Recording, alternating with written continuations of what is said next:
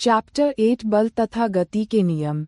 एक सार संक्षेप कार्यकारी सारांश। ये दस्तावेज बल और गति को नियंत्रित करने वाले मूलभूत सिद्धांतों का एक व्यापक संश्लेषण प्रस्तुत करता है, जैसा कि गैलीलियो गैलीली और आइजैक न्यूटन द्वारा स्थापित किया गया है।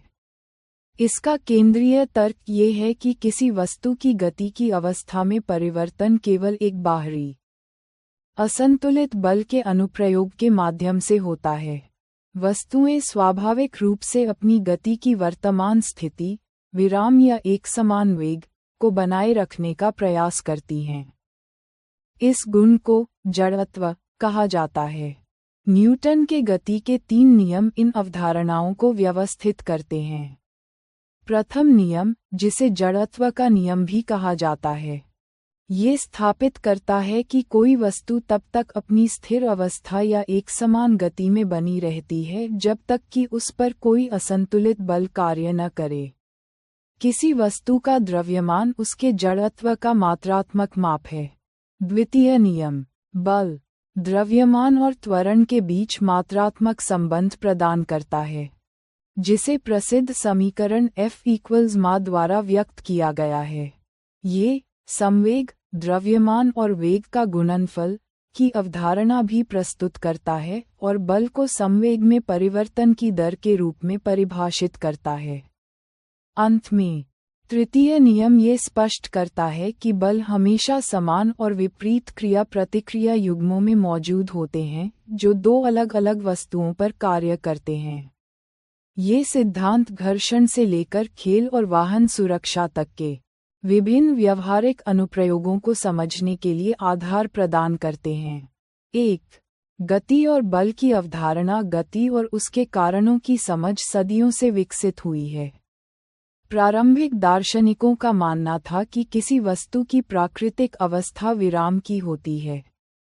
हालांकि गैलीलियो गैलीली और बाद में आइजैक न्यूटन के कार्यों ने इस धारणा को चुनौती दी और गतिशीलता की एक नई समझ प्रस्तुत की।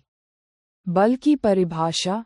बल एक बाहरी प्रयास है, जैसे खींचना, धकेलना या ठोकर मारना, जो किसी वस्तु की गति की स्थिति को बदल सकता है। बल को सीधे देखा या महसूस नहीं किया जा सकता है, लेकिन इसके प्रभावों को देखा जा सकता है। बल के प्रभाव। ये किसी स्थिर वस्तु को गति प्रदान कर सकता है या किसी गतिशील वस्तु को रोक सकता है। ये किसी वस्तु के वेग के परिमाण, गति को तेज या धीमा करना, को बदल सकता है। ये किसी वस्तु की गति की दिशा को बदल सकता है। ये किसी वस्तु के आकार या आकृति को भी बदल सकता है, जैसे स्प्रिंग को खींचना या गेंद को दबाना। 2. संतुलित और असंतुलित बल। किसी वस्तु पर कार्य करने वाले बल या तो संतुलित हो सकते हैं या असंतुलित, जिसके परिणाम स्वरूप गति की अवस्था में भिन्न भिन्न प्रभाव पड़ते हैं। संतुलित बल, बैलेंस्ड फोर्सेस। ये वे बल हैं जो परिमाण में बराबर और दिशा में विपरीत होते हैं। जब किसी वस्तु पर संतुलित बल कार्य करते हैं, तो वे एक दूसरे को निरस्त कर देते हैं और वस्तु की गति की अवस्था में कोई परिवर्तन नहीं होता है। उदाहरण के लिए, यदि एक लकड़ी के पिंड को दोनों तरफ से समान बल से खींचा जाता है, तो वह गति नहीं करेगा। असंतुलित बल, अनबैलेंस्ड फोर्सेस। जब किसी वस्तु पर कार्य करने वाले 2 विपरीत बलों का परिमाण भिन्न होता है, तो वे असंतुलित होते हैं। इस स्थिति में वस्तु अधिक बल वाली दिशा में गति करना शुरू कर देती है। किसी भी वस्तु को त्वरित करने के लिए एक असंतुलित बल आवश्यक है। घर्षण बल की भूमिका। Role of frictional force. घर्षण एक विरोधी बल है जो 2 संपर्क सतहों के बीच उत्पन्न होता है और गति का विरोध करता है। जब हम किसी बक्से को धकेलने की कोशिश करते हैं, तो वह तब तक नहीं खिसकता जब तक कि लगाया गया बल घर्षण बल से अधिक न हो जाए। घर्षण बल लगाए गए बल को संतुलित करता है, जिससे वस्तु स्थिर रहती है। जब लगाया गया बल घर्षण से अधिक हो जाता है, तो एक असंतुलित बल कार्य करता है और बक्सा खिसकने लगता है। 3. न्यूटन का गति का प्रथम नियम। जड़त्व का सिद्धांत। गैलीलियो ने अनंत तलों इंक्लाइंड प्लेन्स पर वस्तुओं की गति का अध्ययन करके यह निष्कर्ष निकाला कि जब तक कोई बाहरी बल कार्य नहीं करता, वस्तुएं एक निश्चित गति से चलती हैं। न्यूटन ने इन विचारों को और विकसित किया और गति का अपना पहला नियम प्रस्तुत किया। प्रथम नियम का कथन। प्रत्येक वस्तु अपनी स्थिर अवस्था या सरल रेखा में एक समान गति की अवस्था में बनी रहती है जब तक कि उस पर कोई बाहरी बल कार्यरत न हो। जड़त्व, इनर्शिया। सभी वस्तुएं अपनी गति की अवस्था में परिवर्तन का विरोध करती हैं। किसी वस्तु के विरामावस्था में रहने या समान वेग से गतिशील रहने की इस प्राकृतिक प्रवृत्ति को जड़त्व कहते हैं। इसी कारण गति के पहले नियम को जड़त्व का नियम भी कहा जाता है। जड़त्व और द्रव्यमान, इनर्शिया एंड मास। किसी वस्तु का जड़त्व उसके द्रव्यमान पर निर्भर करता है। भारी वस्तुओं का जड़त्व अधिक होता है। उदाहरण के लिए, एक खाली बक्से को धकेलना एक भरी हुई किताबों के बक्से की तुलना में आसान होता है, और एक रेलगाड़ी का जड़त्व एक ठेलागाड़ी से बहुत अधिक होता है। मात्रात्मक रूप से, किसी वस्तु का द्रव्यमान उसके जड़त्व का माप है। जड़त्व के व्यावहारिक उदाहरण, वाहन में यात्रा। जब एक गतिशील बस अचानक रुकती है, तो शरीर जड़त्व के कारण आगे की ओर झुक जाता है। जब रुकी हुई बस अचानक चलती है, तो शरीर पीछे की ओर झुक जाता है। पेड़ की शाखा हिलाना। किसी पेड़ की शाखा को तीव्रता से हिलाने पर कुछ पत्तियां झड़ जाती हैं क्योंकि शाखा गति में आ जाती है, लेकिन पत्तियां जड़त्व के कारण अपनी विरामावस्था में बने रहने का प्रयास करती हैं। कैरम का खेल। जब स्ट्राइकर से कैरम की गोटियों की ढेरी पर सबसे नीचे वाली गोटी पर प्रहार किया जाता है, तो केवल नीचे वाली गोटी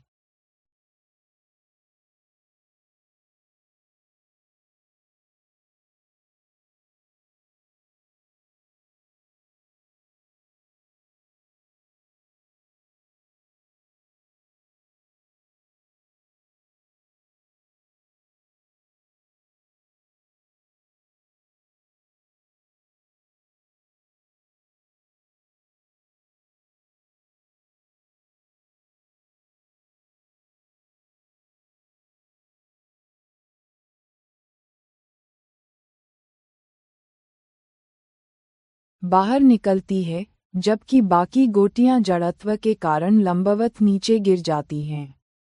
4. न्यूटन का गति का द्वितीय नियम। संवेग और बल का मापन। गति का प्रथम नियम बताता है कि एक असंतुलित बल वेग में परिवर्तन का कारण बनता है। द्वितीय नियम इस संबंध को मात्रात्मक रूप से परिभाषित करता है। संवेग, मोमेंटम। न्यूटन ने इस अवधारणा को प्रस्तुत किया। किसी वस्तु का संवेग p उसके द्रव्यमान m और वेग v के गुणनफल के रूप में परिभाषित किया जाता है। p = mv। संवेग में परिमाण और दिशा दोनों होते हैं, और इसकी दिशा वेग की दिशा के समान होती है। इसका c मात्रक kilogram metre second kilogram ms है। द्वितीय नियम का कथन। किसी वस्तु के संवेग में परिवर्तन की दर उस पर लगने वाले असंतुलित बल की दिशा में बल के समानुपातिक होती है। गणितीय सूत्रीकरण। इस नियम से बल F, द्रव्यमान m और त्वरण a के बीच संबंध स्थापित किया जा सकता है। F = ma। ये समीकरण दर्शाता है कि बल वस्तु के द्रव्यमान और उसमें उत्पन्न त्वरण के गुणनफल के बराबर है। बल का मात्रक। बल का c मात्रक न्यूटन n है। 1 न्यूटन वह बल है जो 1 किलो द्रव्यमान की वस्तु में 1 मीटर s वर्ग का त्वरण उत्पन्न करता है। 1n = 1 किलोग्राम ms वर्ग। दैनिक जीवन में अनुप्रयोग। क्रिकेट में कैच। एक क्षेत्ररक्षक तेज गति से आती गेंद को पकड़ते समय अपने हाथों को पीछे की ओर खींचता है। ऐसा करने से वह गेंद के वेग को शून्य करने में लगने वाले समय को बढ़ा देता है। जिससे संवेग परिवर्तन की दर कम हो जाती है और उसके हाथों पर लगने वाला बल घट जाता है। ऊंची कूद। ऊंची कूद के खिलाड़ी कुशन या बालू पर कूदते हैं ताकि गिरने के बाद रुकने का समय बढ़ जाए। इससे उनके शरीर पर लगने वाले बल का प्रभाव कम हो जाता है। 5. न्यूटन का गति का तृतीय नियम। क्रिया और प्रतिक्रिया। यह नियम बलों की पारस्परिक प्रकृति का वर्णन करता है। तृतीय नियम का कथन, प्रत्येक क्रिया के लिए समान एवं विपरीत प्रतिक्रिया होती है। प्रमुख सिद्धांत, बल कभी भी अकेले अस्तित्व में नहीं होते। वे हमेशा युग्म पेयर्स में होते हैं। इन युग्मों में एक बल को क्रिया और दूसरे को प्रतिक्रिया कहा जाता है। क्रिया और प्रतिक्रिया बल परिमाण में हमेशा बराबर होते हैं लेकिन दिशा में एक दूसरे के विपरीत होते हैं। महत्वपूर्ण, क्रिया और प्रतिक्रिया बल हमेशा दो अलग अलग वस्तुओं पर कार्य करते हैं, इसलिए वे एक दूसरे को कभी निरस्त नहीं करते हैं। उदाहरण, बंदूक से गोली चलाना। बंदूक गोली पर आगे की ओर बल लगाती है, क्रिया। इसके जवाब में गोली भी बंदूक पर उतना ही बल पीछे की ओर लगाती है, प्रतिक्रिया, जिससे बंदूक प्रतिक्षेपित रिकॉइल होती है। चलना। जब हम चलते हैं तो हम अपने पैरों से जमीन को पीछे की ओर धकेलते हैं, क्रिया। जमीन हमारे पैरों पर समान बल आगे की ओर लगाती है, प्रतिक्रिया, जो हमें आगे बढ़ने में मदद करता है। नाविक का कूदना। जब कोई नाविक नाव से आगे की ओर कूदता है तो वह नाव को अपने पैरों से पीछे की ओर धकेलता है, क्रिया। नाव नाविक पर आगे की ओर बल लगाती है, प्रतिक्रिया, और स्वयं पीछे की ओर चली जाती है। 6. गैलीलियो गैलीली का योगदान। स्रोत में गैलीलियो गैलीली 1564-1642 के महत्वपूर्ण योगदानों का भी उल्लेख है, जिन्होंने न्यूटन के काम की नींव रखी। गति के सिद्धांत। उन्होंने आनत तलों और लोलक संबंधी अध्ययनों के माध्यम से नियत त्वरण से गतिशील वस्तुओं से संबंधित नियम प्रतिपादित किए। खगोलीय खोजें। स्वयं द्वारा बनाए गए दूरदर्शी का उपयोग करके उन्होंने चंद्रमा पर पहाड़ों, बृहस्पति के चारों ओर घूमते चार पिंडों और सूर्य पर धब्बों की खोज की। सूर्य केंद्रित मॉडल का समर्थन। उन्होंने तर्क दिया कि सभी ग्रह सूर्य के चारों ओर परिक्रमा करते हैं, न कि पृथ्वी के, जो उस समय की प्रचलित विचारधारा के विपरीत था। बल और गति के मूलभूत सिद्धांत। प्रश्न 1, बल की अवधारणा किस क्रिया पर आधारित है और बल के मुख्य प्रभाव क्या हैं? उत्तर, बल की अवधारणा खींचने, धकेलने या ठोकर मारने की क्रिया पर आधारित है। किसी वस्तु को गति की अवस्था में लाने के लिए हमें ये शारीरिक प्रयास करने पड़ते हैं। बल के प्रभाव प्रायः देखे या महसूस किए जाते हैं। हालांकि बल को न तो देखा गया है, न चखा गया है और न ही महसूस किया गया है। बल के प्रयोग से वस्तु में निम्नलिखित परिवर्तन हो सकते हैं। 1. वेग के परिमाण में परिवर्तन, अर्थात वस्तु की गति को तेज या धीमा करना। 2. गति की दिशा में परिवर्तन। 3. वस्तु का आकार या आकृति बदलना, जैसे स्प्रिंग का फैलना या गेंद का अंडाकार हो जाना। प्रश्न 2, संतुलित और असंतुलित बल क्या होते हैं? उत्तर, संतुलित बल, जब किसी पिंड को दो विपरीत ओर से समान बल द्वारा खींचा जाता है, तो पिंड गति नहीं करता। ऐसे बलों को संतुलित बल कहते हैं, और ये गति की अवस्था को परिवर्तित नहीं करते। असंतुलित बल, जब विपरीत दिशा में भिन्न परिमाण के दो बल पिंड को खींचते हैं, तो पिंड अधिक बल वाली दिशा में खिसकना शुरू कर देता है। ये बल असंतुलित होते हैं, और किसी भी पिंड पर लगने वाला असंतुलित बल उसे गति प्रदान करता है। प्रश्न 3, घर्षण बल गति की अवस्था को कैसे प्रभावित करता है? उत्तर, घर्षण बल सदैव धकेलने या गति की विपरीत दिशा में काम करता है। जब घर्षण बल लगाए गए बल को संतुलित करता है तो वस्तु नहीं खिसकती। यदि धकेलने वाला बल घर्षण बल से अधिक हो जाता है तो असंतुलित बल कार्य करता है और वस्तु खिसकने लगती है। साइकिल चलाने के दौरान पैडल मारना बंद करने पर घर्षण बल के कारण साइकिल की गति धीमी हो जाती है। 2. गति का प्रथम नियम और जड़त्व। प्रश्न 4। गैलीलियो और न्यूटन ने गति के नियमों के बारे में क्या निष्कर्ष निकाला? उत्तर: सदियों तक यह माना जाता था कि वस्तु की विराम की अवस्था ही उसकी स्वाभाविक अवस्था है। गैलीलियो ने अनंत तल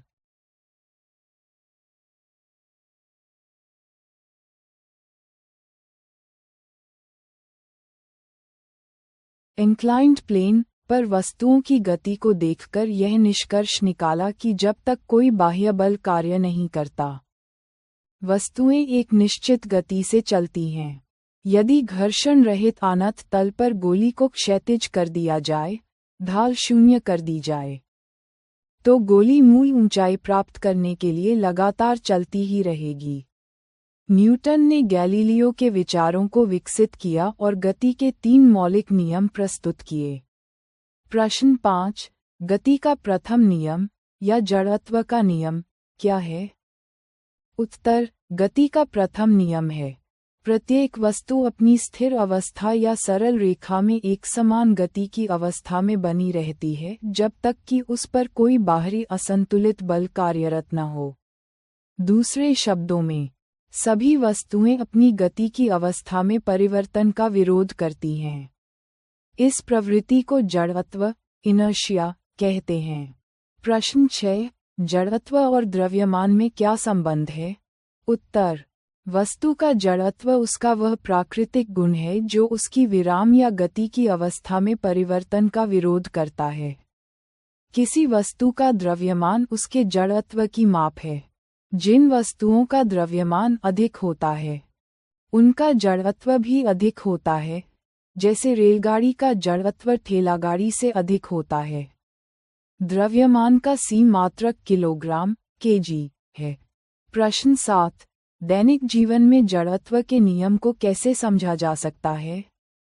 उत्तर: मोटर गाड़ी में ब्रेक लगाना, अचानक ब्रेक लगाने पर सीट के सापेक्ष हमारा शरीर जड़त्व के कारण गतिज अवस्था में बने रहने की प्रवृत्ति रखता है, जिससे हम आगे की ओर झुक जाते हैं। अचानक बस का चलना, जब बस अचानक चल पड़ती है तो पैर, जो फर्श के संपर्क में हैं, गति में आ जाते हैं, लेकिन शरीर का ऊपरी भाग जड़त्व के कारण गति का विरोध करता है, इसलिए हम पीछे की ओर झुक जाते हैं।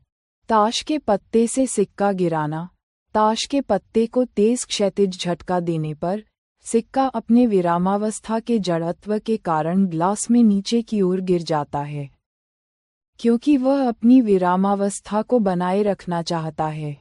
पेड़ की शाखा हिलाना, शाखा को तेजी से हिलाने पर पत्तियां झड़ जाती हैं क्योंकि पत्तियां विरामावस्था के जड़त्व के कारण अपनी स्थिति बनाए रखना चाहती हैं। 3. गति का द्वितीय नियम और संवेग। प्रश्न 8। संवेग, मोमेंटम क्या है और यह किन राशियों पर निर्भर करता है? उत्तर: वस्तु द्वारा उत्पन्न प्रभाव वस्तु के द्रव्यमान एवं वेग पर निर्भर करता है। न्यूटन ने इस महत्वपूर्ण राशि को संवेग कहा।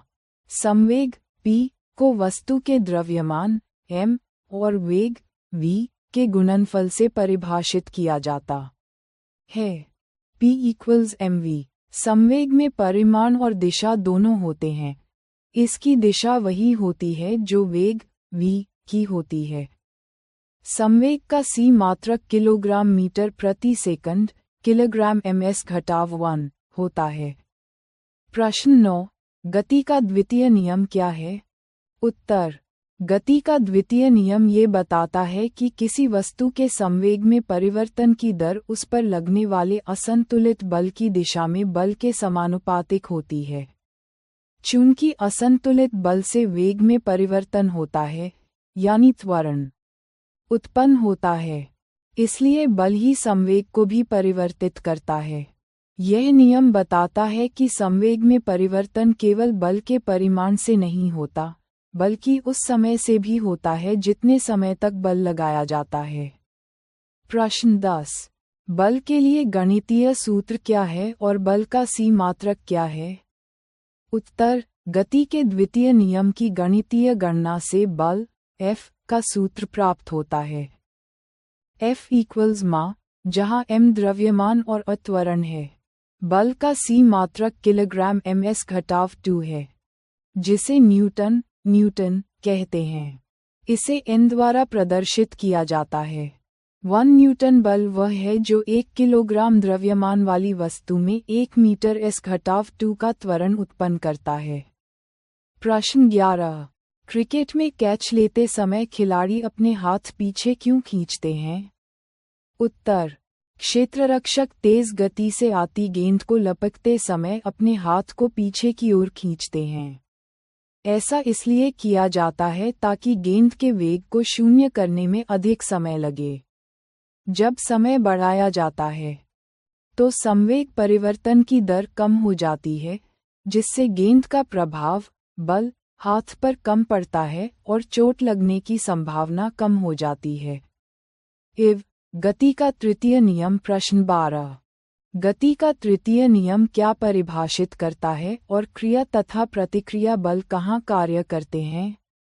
उत्तर, गति का तृतीय नियम ये बताता है, प्रत्येक क्रिया के लिए ठीक उसके समान किंतु विपरीत दिशा में प्रतिक्रिया होती है। ये दोनों बल, क्रिया और प्रतिक्रिया बल, परिमाण में सदैव समान होते हैं, लेकिन दिशा में विपरीत होते हैं। ये याद रखना आवश्यक है कि क्रिया और प्रतिक्रिया बल सदैव दो अलग अलग वस्तुओं पर एक साथ कार्य करते हैं। इसीलिए किसी एकल बल का अस्तित्व नहीं होता। प्रश्न 13। गति का तृतीय नियम दैनिक जीवन में कैसे दिखता है, जैसे बंदूक के प्रतिक्षेपण में? उत्तर, चलना। जब हम सड़क पर चलते हैं, तो हम पृथ्वी की सतह को अपने पैरों से पीछे धकेलते हैं। क्रिया, सड़क भी हमारे पैर पर उतना ही बल विपरीत दिशा में लगाती है। प्रतिक्रिया, जिसके प्रभाव से हम आगे बढ़ते हैं। बंदूक का प्रतिक्षेपण, रिकॉइल, बंदूक द्वारा गोली पर आगे की ओर बल लगता है। क्रिया, और गोली भी बंदूक पर समान किंतु विपरीत दिशा में बल लगाती है। प्रतिक्रिया, इस बल से बंदूक पीछे की ओर प्रतिक्षेपित होती है। चूंकि बंदूक का द्रव्यमान गोली के द्रव्यमान से बहुत अधिक होता है, इसलिए बंदूक का त्वरण गोली के त्वरण से काफी कम होता है।